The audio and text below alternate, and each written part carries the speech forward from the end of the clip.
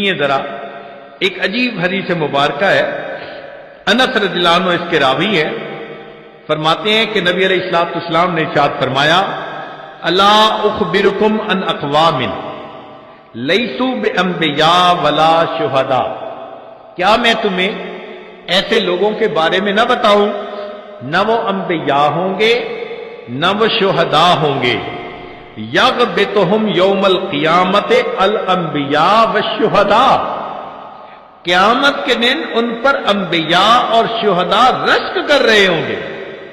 سبحان اللہ، کیا شان والے لوگ ہیں کہ وہ انبیاء نہیں، شہداء نہیں، مگر ان کو اللہ وہ مقام دیں گے، وہ اکرام عطا کریں گے کہ انبیاء اور شہداء ان کے اوپر رشک کریں گے بمنازلہم من اللہ عز وجل علی منابر من نور، نور کے ممبروں پر ہوگے، یکونون علیہا قالوا ومن ہم، صحابہ نے پوچھا اللہ کے نبی صلی اللہ علیہ وسلم وہ کون ہوں گے؟ قال، نبی علیہ السلام نے فرمایا الذین یحببون عباد اللہ الی اللہ ویحببون اللہ الی عبادہ وہم یمشون علی الارض نصحا، کہ جو بندوں کو اللہ کا محبوب بناتے ہیں اور اللہ کو بندوں کا محبوب بناتے ہیں، اور وہ دنیا میں لوگوں کو نصیحت کی بات کرنے والے۔ صحابہ اللہ نے پوچھا اے اللہ کے حبیب صلی اللہ علیہ وسلم، بندوں کو اللہ کا محبوب بناتے ہیں، یہ بات سمجھ میں نہیں آتی۔ یہ تو سمجھ میں آتی ہے کہ اللہ کو بندوں کا محبوب بناتے ہیں، بندوں کو اللہ کا محبوب کیسے بناتے ہیں؟ نبی علیہ السلام نے فرمایا کہ وہ لوگوں کو نصیحت کرتے ہیں، گناہوں سے روکتے ہیں، یأمرونہم بحب اللہ وینہونہم یعنی اما کرہ اللہ فاذا اطاعوہم احبہم اللہ۔ تو جب بندے گناہ چھوڑ دیتے ہیں اور اللہ کی فرما برداری کرتے ہیں، وہ اللہ کے محبوب بن جایا کرتے ہیں۔ اب سوچئے کہ نبی علیہ الصلوۃ والسلام نے جن لوگوں کے بارے میں یہ بتلایا وہ آج امت میں ہمیں اپنی آنکھوں سے نظر آ سکتے ہیں۔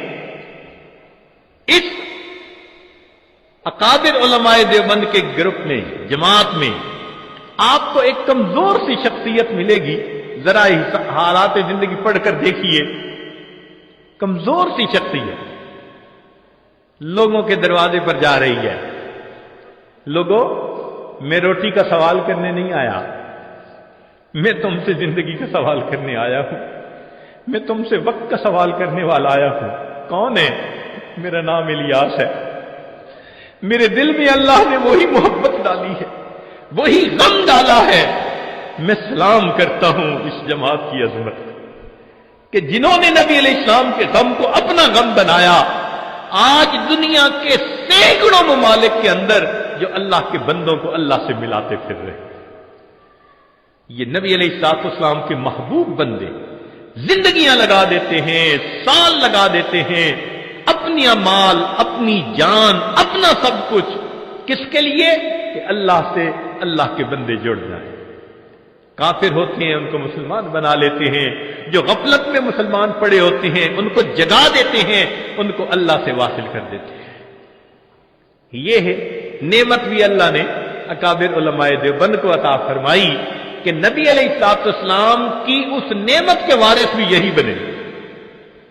چنانچہ وہ علماء جو وعظ و نصیحت کا کام کرتے ہیں، وہ مشائخ، وہ داعی حضرات جو وعظ و نصیحت کا کام کرتے ہیں، وہ سارے کے سارے اسی خوشخبری کے اندر شامل ہیں۔ نبی علیہ الصلوۃ والسلام نے فرمایا کہ اللہ تعالیٰ ان سے محبت فرماتے ہیں جو اللہ کے بندوں کو اللہ کا محبوب بناتے ہیں اور اللہ کو بندوں کا محبوب بنا دیتے ہیں۔ سچی بات تو یہ ہے کہ جتنی امت کے ساتھ شفقت نبی علیہ السلام کو تھی اور جتنی محبت نبی علیہ السلام کو تھی، ایسی محبت کا کوئی تصور بھی نہیں کر سکتا۔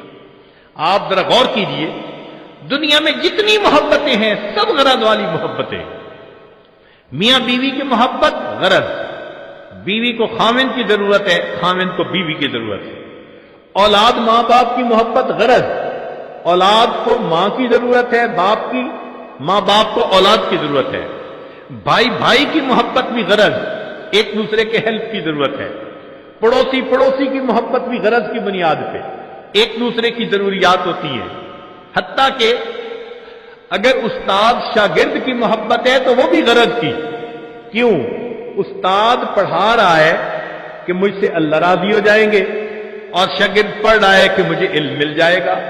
حتیٰ کہ پیر مرید کی محبت بھی غرض کی محبت، کہ مرید کے دل میں میری تربیت ہوگی اور پیر کے دل میں کہ اللہ راضی ہو جائیں گے۔ تو معلوم ہوا کہ غرض جیسی بھی ہو ہے تو غرض نہ پیچھے۔ ہاں، کوئی محبت ایسی ہے جو بے غرض ہو؟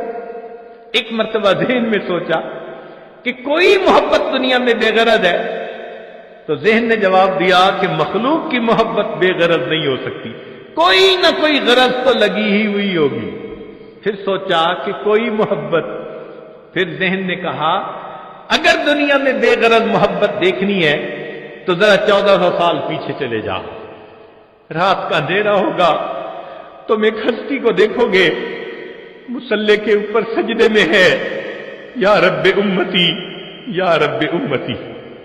کیا اس ہستی کو اپنے درجات کے بڑھنے کا تھا تما؟ نہیں، ان کو پہلے اللہ نے فرما دیا تھا لِيَغْفِرَ لَكَ اللَّهُ مَا تَقَدَّمَ مِن ذَنبِكَ وَمَا تَأَخَّرَ۔ ان کو اللہ نے پہلے بتلا دیا تھا وَلَسَوْفَ يُعْطِيكَ رَبُّكَ فَتَرْضَىٰ، میرے محبوب تجھے اتنا عطا کروں گا کہ تو بس بس کرنے لگ جائے۔ پھر وہ ہستی کیوں رو رہی ہے؟